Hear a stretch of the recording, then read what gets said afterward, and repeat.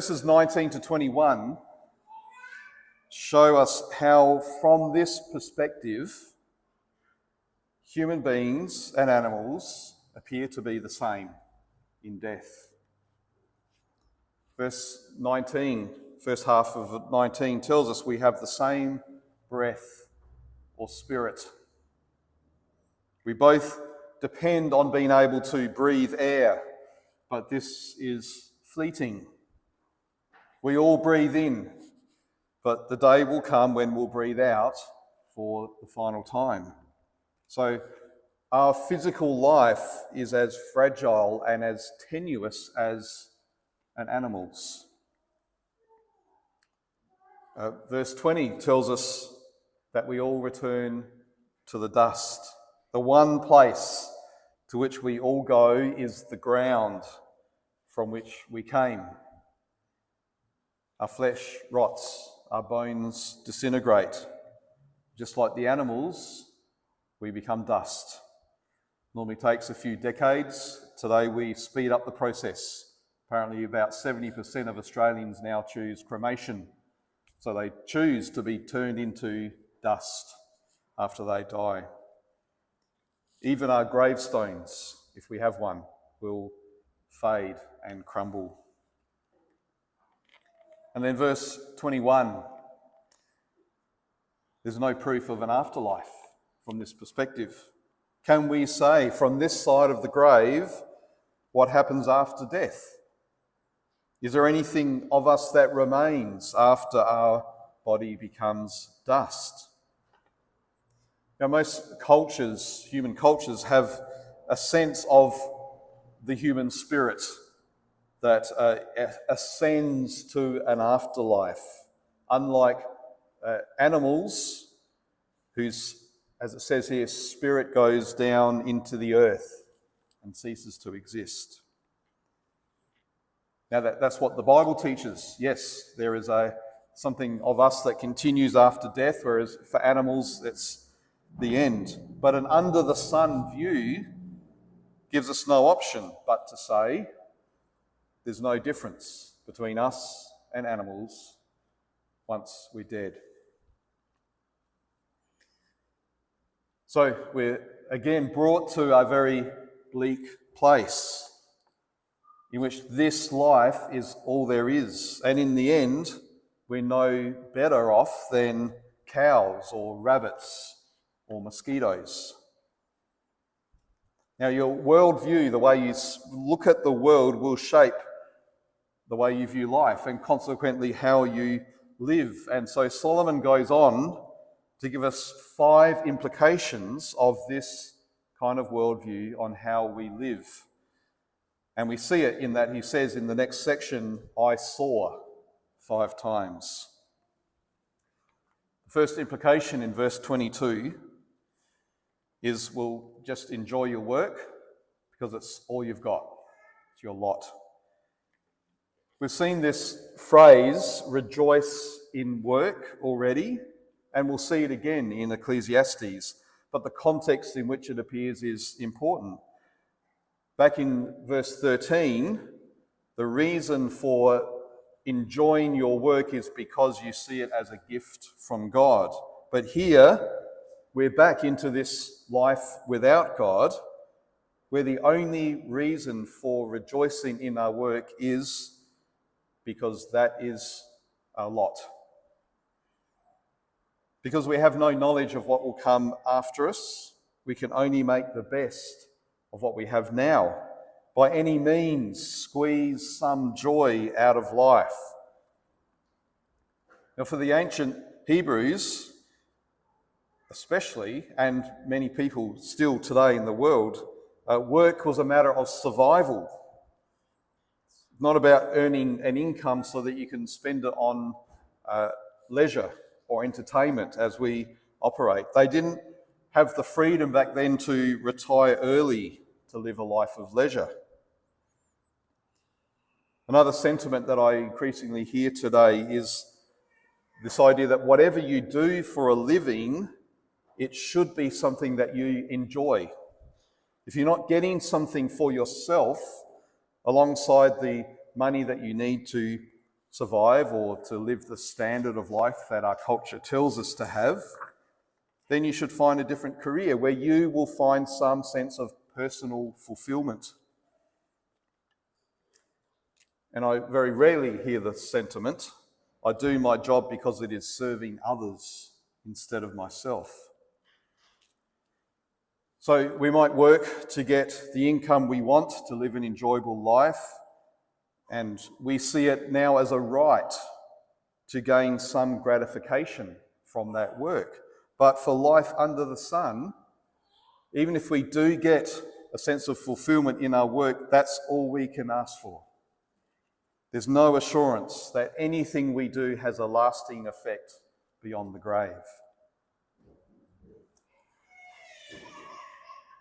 Secondly, sometimes it's better to be dead than alive, or not even born at all. So these verses add to that conclusion of verse 22. The harsh reality of life is that suffering robs us from the chance to find joy and life in work.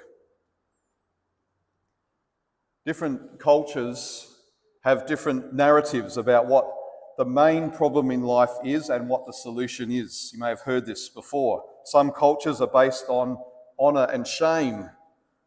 So honourable actions are the thing to strive for in order to remove the big problem, which is shame.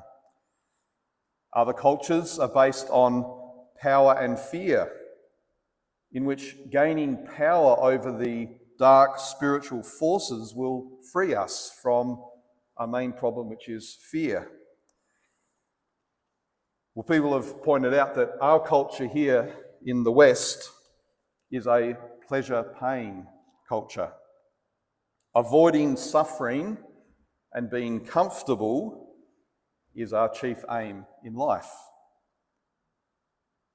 And that fits with this under-the-sun view, because if this life is all I've got, then I need to make the most of it.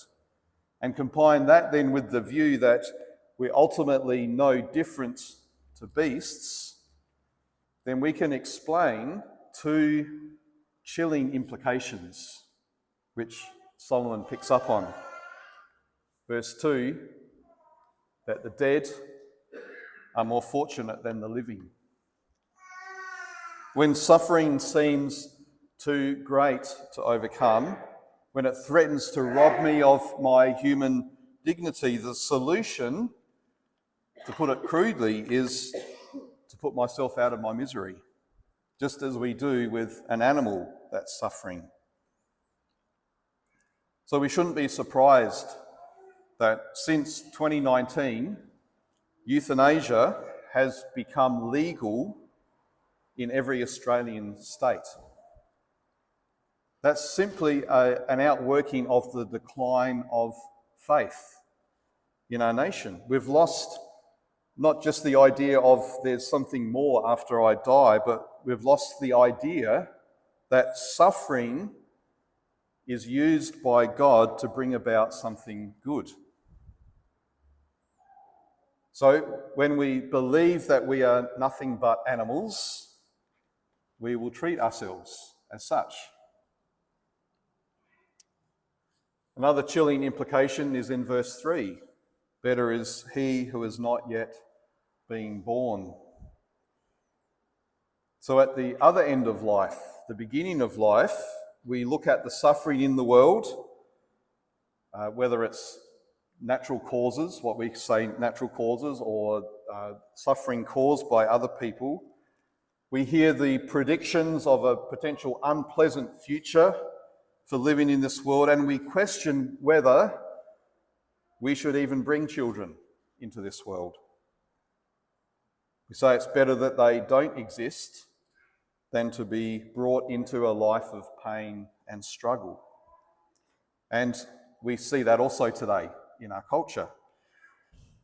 The Australian birth rate is falling. In fact, right across the world in developed countries, it's falling. And at the same time, the rate of abortion is increasing and being made easier to access, even celebrated. A chilling figure, around 30% of Generation Z, which is my children's generation, were never born because they were aborted. Now, while the motivation for most people who either choose not to have children or who choose to kill their children before they're born is basically selfish, it's about, I want a better quality of life for myself. Often the reasons given for supporting abortion are framed as compassion. It's better not to bring a child into this world where there is suffering and injustice and pain. So to justify their actions, they say ultimately it's in the interest of the children. Can you see the sad irony in this? In this life under the sun, we are forced to use death as the solution to our problem of pain. That one thing that we spend our whole lives trying to deny and avoid because it takes away everything, that's the thing that we're now using to diminish our suffering.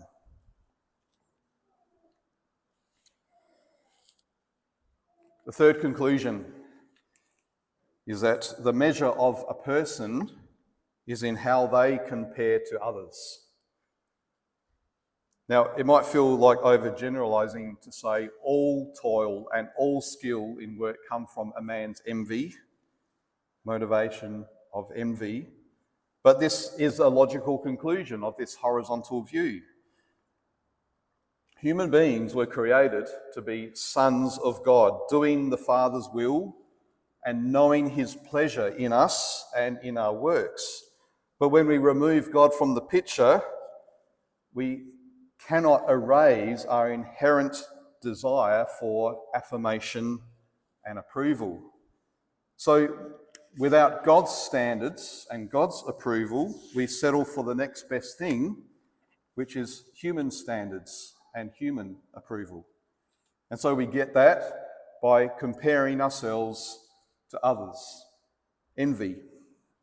We strive to feel better or feel more significant than others.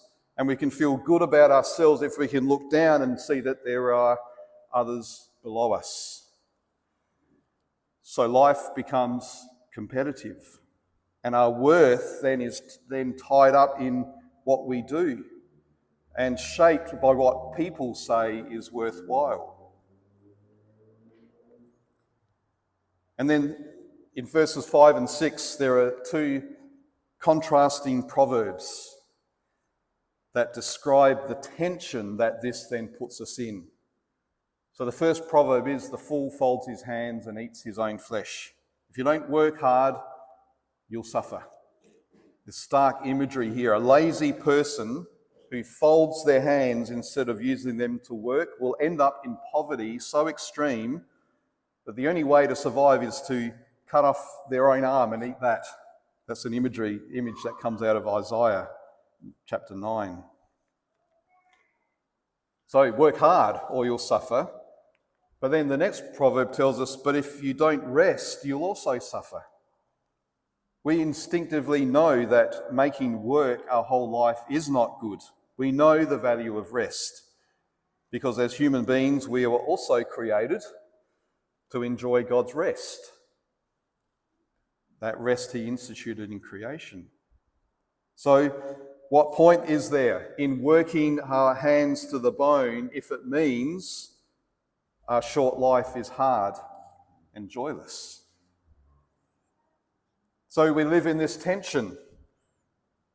We know that we need rest, yet we also know we need to work. So our lives become a tussle between the two. We never seem to be able to find the right work-life balance. And even if we do, it's cut short by suffering and death anyway. Don't worry, things will pick up as we go through this message. The fourth conclusion is that work becomes a threat to human relationships. Our toil under the sun, With death at the end, so that we're no different to animals, it brings alienation in human relationships. We may come to the end of our life and feel that we've achieved something significant or being someone significant, but it can all be rendered empty if there's been no significant relationships along the way. I mentioned non-believers' funerals. It's sad to be there and hear that there's no hope beyond the grave. It's even sadder when that funeral is small because there weren't a lot of people who valued life with them. We're created for community. So if I pursue a life where my achievements and my self-worth are my goal, I won't necessarily enjoy the richness of human relationships. And Solomon then quotes some more proverbs that reflect this, the benefits of relationships, highlighting the fact that for many, these relationships are not there. So verse 9, working alongside others will make my work more efficient. I'll have more to show at the end. Verse 10, having a fellow worker gives someone to help me if I face troubles. When I fall, they can pick me up. Verse 11, a companion helps keep me warm at night. And that's probably an intimation there, not just of physical warmth, but of human intimacy. And then verse 12, being with others protects me against my enemies. Someone is there to watch my back.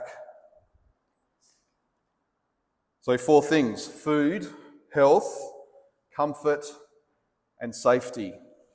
4 basic human needs. Finding those things in the context of human relationships can make this life under the sun feel more significant.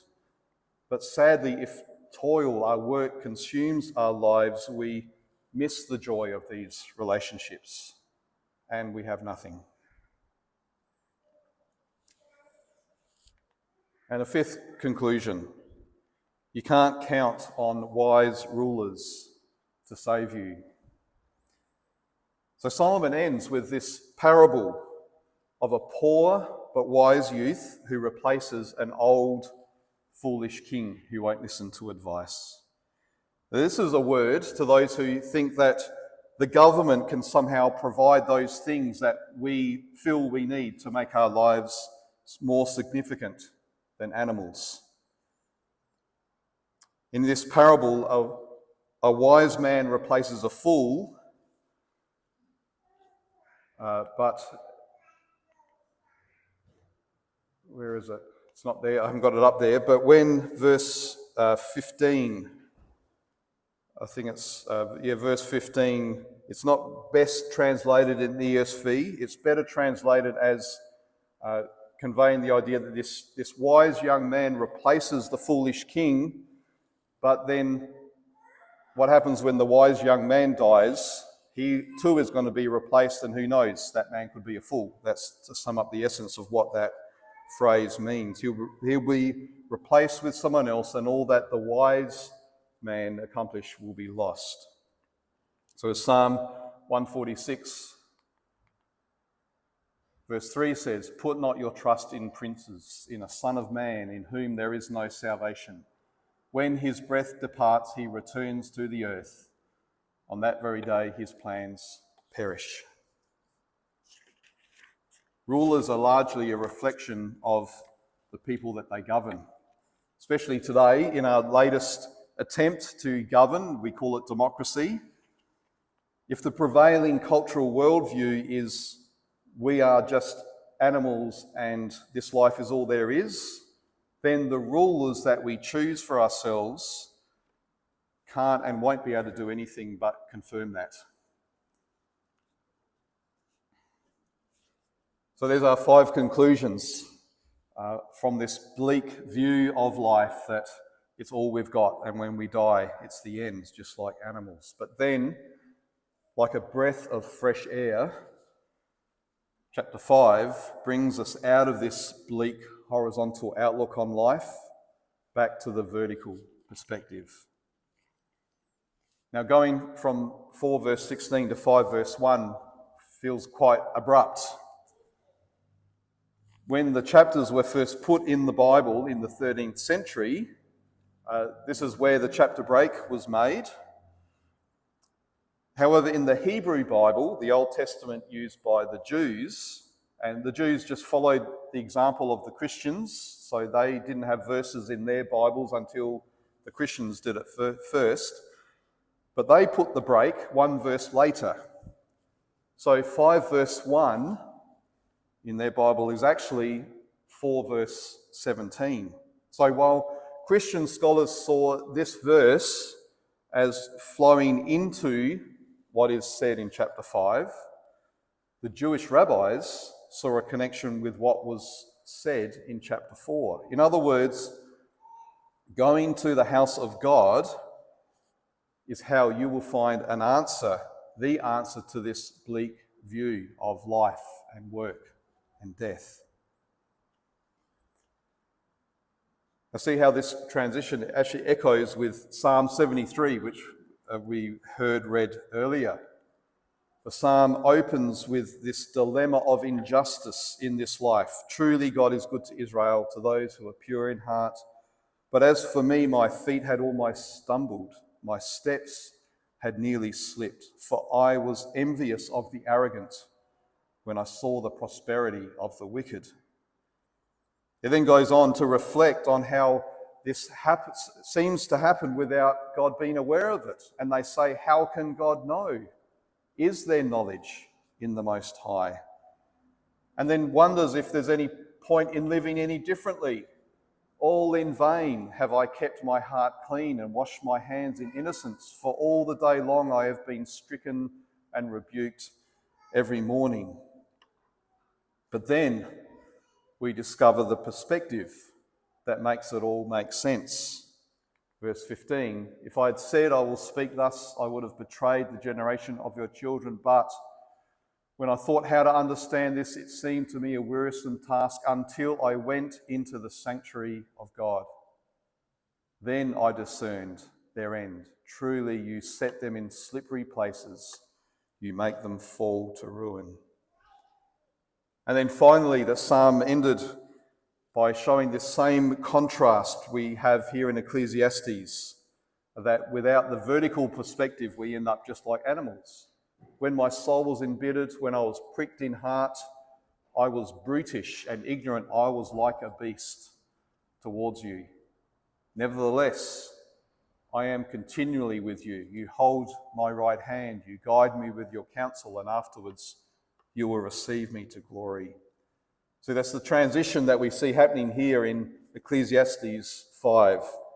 To come to the house of God is to come into his presence, to acknowledge him as our creator, and to stand before him not as a beast, but as his image bearer.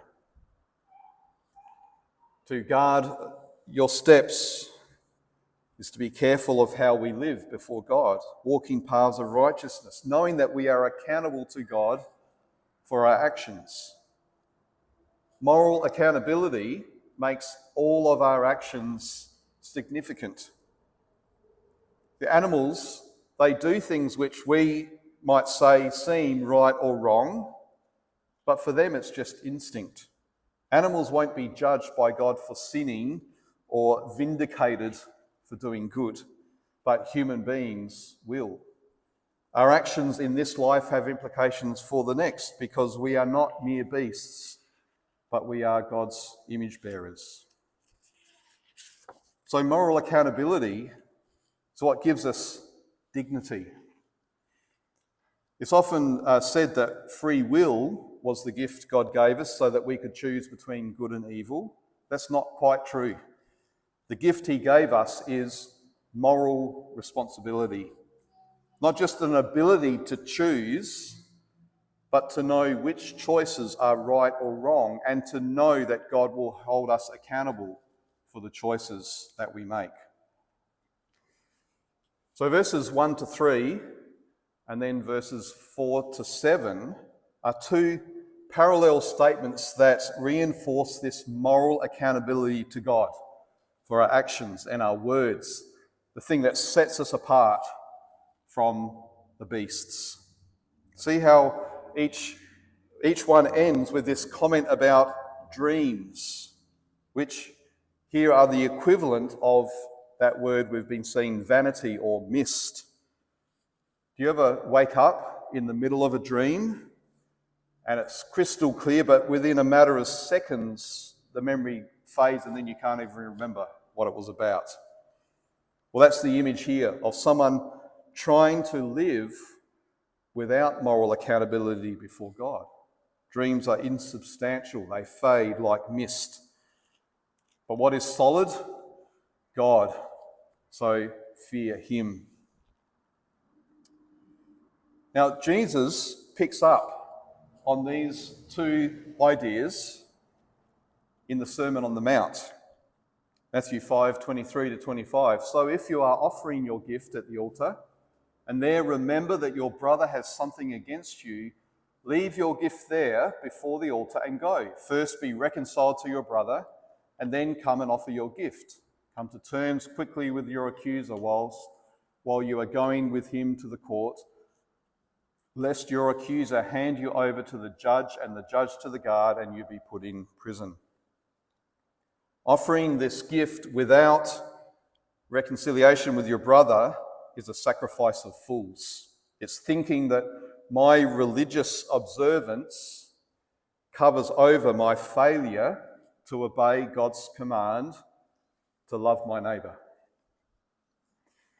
Then, a bit later in the sermon, again you have heard that it was said to those of old, you shall not swear falsely, but shall perform to the Lord what you have sworn. But I say to you, do not take an oath at all, either by heaven, for it is the throne of God. Let what you say be simply yes or no. Anything more than this comes from evil. See how he picks up on that sentiment of Ecclesiastes 5. It's better to not vow than to break your vow, so don't vow at all. Be someone of character who keeps your word. Now, we can't leave it there, though, when we are asking the question, well, what does Jesus have to say about what we've been looking at? Jesus doesn't say these things to us as a good moral teacher. We can't fix the problem of the vanity of life under the sun, in which we're just like animals, just by changing our behaviour. What's important here is not only what he says, but who he is. He is teaching the law here as one who came to fulfill the law on our behalf. The Son of God in human flesh shows us by his high and perfect standards we cannot fix things ourselves. We need him to do it for us. It's not his moral teaching that answers this passage. It's him, his person. Now, we don't have time to go back and go right through the passage again in detail, so I'm just going to focus on verses 2 and 3 again, because as we saw, they really speak to the culture that we're in, where we use death as a solution to the problem of injustice and suffering, both at the beginning and at the end of life. Jesus both challenges and he liberates us from this bleak worldview. So firstly, it's better not to be born than to enter into a life of suffering and injustice. Well, what did God the Son do? He came into this world via a womb. He started human life as a dividing cell who 9 months later was ready to enter this world and to live life as one of us. Today, if we could foresee Jesus' humble upbringing in poverty, his life cut short at only 33, his suffering at the hands of evil men, we might say it would have been better, more compassionate to terminate the pregnancy than allow him to experience these bleak prospects. But God the Son's response was the opposite. He gladly came, not only knowing about his suffering, but because of his suffering. He gladly took on human flesh and entered our weakness, because that's how it was determined that he would restore us to our creational dignity. So the incarnation of Jesus is God's stamp of approval on the creatures that he made in his image. Now the Son, who is the image of the invisible God, he is clothed in our flesh. He didn't come as any other creature, but as a human being, because his purpose was to redeem human beings, and through redeeming us, the rest of the creation will be renewed. So if a Christian claims to be okay with abortion for any reason, they're striking at the heart of their own faith. But because of the incarnation, we can know that human life is precious, given by God, and the circumstances into which we are born in no way diminishes our humanity or the significance of our life. Then, secondly, better is both he who is not yet, the dead are more fortunate than the living who are still alive. We come to the end of Jesus' life on earth, and we see him not running from suffering, but embracing it as the Father's will. He willingly gives himself up to what's to come. He drinks that cup which is poured out for him. Again, today we might say, foreseeing such great suffering, such great loss of dignity that he experienced, justifies voluntary assisted dying. But Jesus knew what was ahead, and he endured the cross, despising its shame. Why? Because his suffering was accomplishing something.